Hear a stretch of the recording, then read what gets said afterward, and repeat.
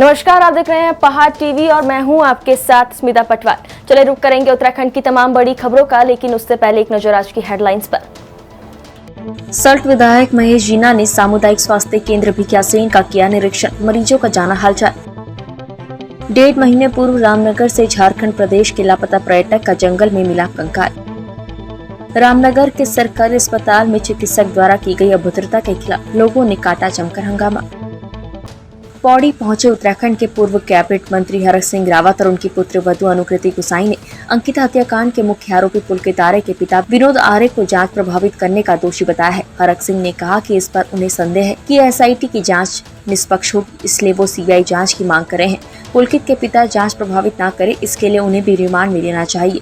वहीं अनुकृति और हरक सिंह रावत ने कहा कि मामले में निष्पक्ष जांच सीबीआई से होनी चाहिए, ताकि उन वीआईपी का नाम भी उजागर हो जिन्हें स्पेशल सर्विस देने के लिए दबाव बनाया जा रहा था। तो सीबीआई की जांच होनी चाहिए। इसमें उन नेताओं के नाम देखिए, जो भी केवल उस दिन नहीं, अंकिता के लिए नहीं, कोई भी नेता जिनके लिए गलत तरीके से हमारी बेटियों का प्रयोग किया जाता था उस रिसोर्ट में, उन सब नेताओं के नाम खोले जाना चाहिए। उनके नेता हों, चाहे उद्योगपति हों, चाहे जो भी हो, आम आदमी तो जाएगा नहीं वहाँ, गरीब आदमी तो जाएगा नहीं वहाँ, उनके नाम खोले जाने चाहिए। उनके खिलाफ कानूनी कार्रवाई होनी चाहिए। उसके पिताजी को भी साक्ष्य मिटाने के साक्ष्य मिटाने के लिए, घटना को दबाने के लिए जो उसने थाने पे दबाव डाला पटवारी पे, उसको लेकर उसके पिताजी के खिलाफ भी मुकदमा दर्ज होना चाहिए। और ये अगर प्रदेश सरकार चाहती है कि लोगों को भरोसा बने, तो इस पर सीबीआई की जांच होनी चाहिए, क्योंकि राज्य सरकार के सभी अधिकारी जो है कहीं ना कहीं जो है उनसे विनोद आर्य से प्रभावित है। विश्व पर्यटक स्थल चौकोड़ी में इन दिनों रामलीला की धूम मची हुई है। रामलीला में जहां विभिन्न पात्रों के द्वारा शानदार अभिनय किया जा रहा है, वहीं स्कूली छात्रों के द्वारा भी सांस्कृतिक कार्यक्रमों की प्रस्तुति दी जा रही है। रामलीला में श्री राम सीता विवाह, राम भरत मिलाप, सुपर्णखा नासिका भेदन, रावण मारीच वार्ता, सीता खोज तक मंचन हुआ। रामलीला को देखने के लिए बड़ी संख्या में लोग पहुँचे। रामलीला के आयोजकों ने बताया कि इस बार रामलीला को भव्य तरीके से आयोजित किया जा रहा है। शुक्रवार की सुबह नेशनल हाईवे 309 भगत सिंह चौक भवानीगंज में स्थित अंग्रेजी शराब की दुकान में अज्ञात कारणों के चलते भीषण आग लगने के कारण आसपास के इलाकों में हड़कंप मच गया। घटना की जानकारी आसपास के लोगों ने तुरंत पुलिस अग्निशमन विभाग को दी, जिसके बाद मौके पर पुलिस और अग्निशमन के कर्मचारी दमकल वाहन लेकर मौके पर पहुंचे और उन्होंने दुकान के अंदर लग रही आग पर काबू पाने के लिए अपना अभियान शुरू किया। इसी बीच दुकान के कर्मचारी भी मौके पर पहुँच गए। दुकान के अंदर रखी लाखों रुपए की शराब के अलावा कुछ नकदी भी आग की भेंट चढ़ गयी। कारण का तभी नहीं पता चला, इसको आकलन चल रहा है, लेकिन हमको जब सूचना मिली है तुरंत मैं 2 गाड़ी लेके यहाँ पहुँचा। अगर हम लोग समय पर ना पहुँचते तो बहुत बड़ा हादसा हो सकता था। अल्मोड़ा जिले के सल्ट विधायक महेश जीना ने सामुदायिक स्वास्थ्य केंद्र भिकियासेन का निरीक्षण किया। वहीं सल्ट विधायक महेश जीना ने सल्ट विकासखंड के ग्राम कुरेला, ग्राम कुरुना से आए मरीजों के स्वास्थ्य का हालचाल जाना। सल्ट विधायक महेश जीना ने स्वास्थ्य व्यवस्था के बारे में मरीजों से पूछा।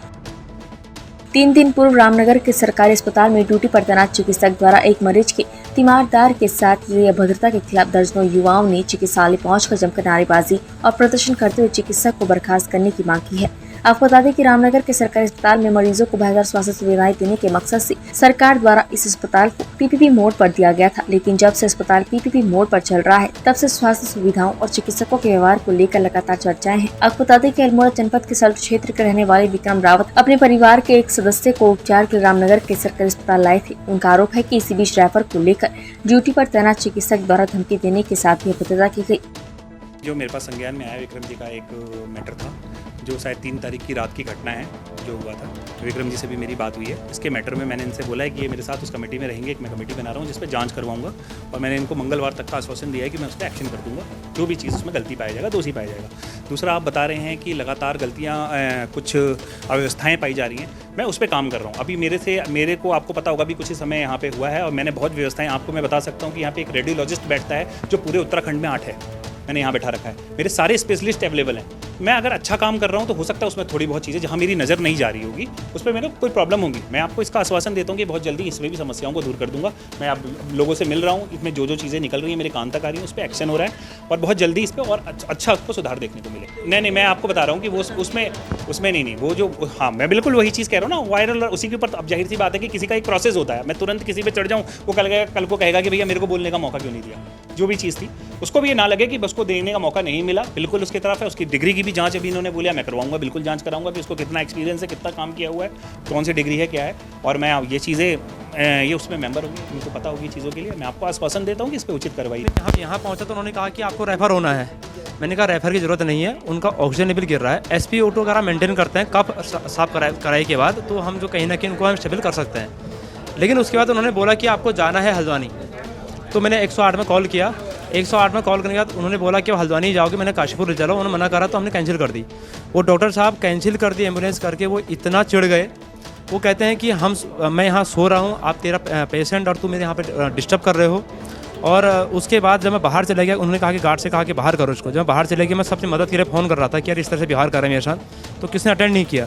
बहुत देर के बाद जब वो खुद बाहर आए, क्योंकि पीछे इंसिडेंट काफ़ी चीज़ें हुई, जो बाहर आए तो उसके बाद उसे व्यवहार जो था मैंने रिकॉर्ड किया।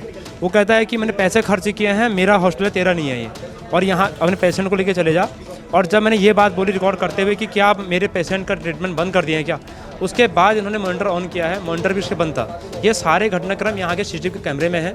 जब कमेटी बैठने की बात अभी हुई है, उस कमेटी के अंदर उस कैमरे पूरे डिटेल जो है सीसीटीवी कैमरे की, मैंने कहा है कि उसको वहाँ रखा जाए, ताकि ये ना हो कि मैं कुछ और बोल रहा हूँ और कैमरे में कुछ और आए। जो चीज़ मैं बोल रहा हूँ सब कैमरे के अंदर आएगा, मेरी पूरी एक्टिविटी जो है उस कैमरे के अंदर आएगी। और अगर उस डॉक्टर के पूरी कार्रवाई के दौरान वो डॉक्टर अगर दोषी पाया जाता है, तो मैंने इनसे कहा है कि पहले तो कमेटी के रिजल्ट तक उस ड्यूटी पे न रहे, और उसके बाद उसके ऊपर कम से कम एफआईआर जरूर हो। ये हमारी मांग।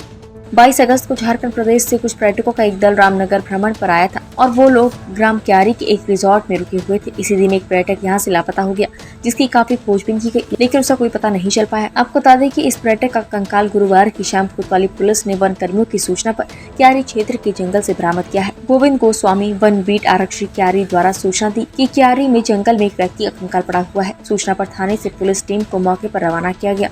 घटना स्थल से चेकदार कमीज और हल्के हरे रंग की पैंट मिली और एक मोबाइल फोन MI कंपनी का बरामद हुआ है, जो प्रथम दृष्टया तक गुमशुदा सुनील का होना प्रतीत हो रहा है। उक्त संबंध में मृतक के परिजनों को सूचित किया गया है। 22 अगस्त को क्लस्टर रिजोर्ट क्यारी में झारखंड का एक ग्रुप रुका था, जहां से सुनील टोयो उम्र 38 वर्ष वहां से गायब हो गया था, जिसकी गुमशुदगी थाना हजारीबाग दर्ज कराई गई थी। कल 6 तारीख को फॉरेस्ट की सूचना पर हमारे द्वारा उक्त व्यक्ति का कंकाल जंगल से फॉरेस्ट विभाग की सूचना पर बरामद किया गया है। सबको कब्जे में लेकर पोस्टमार्टम के लिए भिजवा दिया गया है। उनके परिजनों को सूचना दे दी गई है। आवश्यक वैधानिक कार्रवाई की। उत्तरकाशी में द्रौपदी डांडा हिमस्खलन में फंसे 26 पर्वतारोहियों के शव मिल गए हैं, जिसमें से 4 पर्वतारोहियों के शवों को कल हेलीकॉप्टर से हर्षिल आर्मी हेलीपैड लाया गया। उसके बाद 4 पर्वतारोहियों को एम्बुलेंस के जरिए जिला अस्पताल उत्तरकाशी लाया गया। हिमस्खलन हादसे के चौथे दिन रेस्क्यू टीमें घटनास्थल पर अभी भी मौजूद हैं। टीमों ने अब तक मौके से 26 पर्वतारोहियों के शव बरामद कर लिए हैं। अब तक कुल 26 पर्वतारोहियों के शव निकाल लिए गए हैं। मौके पर मौजूद टीमें लापता पर्वतारोहियों की तलाश में जुटी हुई है। मौसम को देखते हुए रेस्क्यू टीम अभी भी रेस्क्यू का कार्य कर रही है। अभी ऑनगोइंग है और वो आज शाम तक, जब तक डे लाइट रहेगी, वो लगातार जारी रहेगा। और जहाँ तक बाकी बॉडीज़ को लाने की बात है, तो वो जो इंसिडेंट साइट है उससे जो एडवांस लोकेशन जहाँ तक हेलीकॉप्टर जा पा रहा है, शिफ्टिंग का प्रक्रिया अभी चल रही है। और जैसे ही आगे मौसम साथ देता है, नेक्स्ट सॉर्टी होती है और शवों को भी लाने का तत्काल प्रयास किया जाए। सर, एयरफोर्स के अधिकारियों से आपकी बात हुई, क्या हेली चलाने वाली फेवरेबल कंडीशंस हैं? क्या 2 हेलीकॉप्टर आज गए थे सुबह और वही लेकर आए हैं इन बॉडीज़ को। और उसके बाद ऊपर मौसम ख़राब होने के कारण वापस सॉर्टी नहीं हो पाई है, तो प्रयास उनकी तरफ से भी यही कि जल्दी से जल्दी इसमें आगे और कार्रवाई की जाए। जैसे ही कार्रवाई होगी आपको बताया जाएगा। बस सर, थैंक्स लॉट। उत्तराखंड की तमाम बड़ी खबरों में फिलहाल इतना ही। बाकी खबरों के लिए देखते रहिए पहाड़ टीवी। नमस्कार।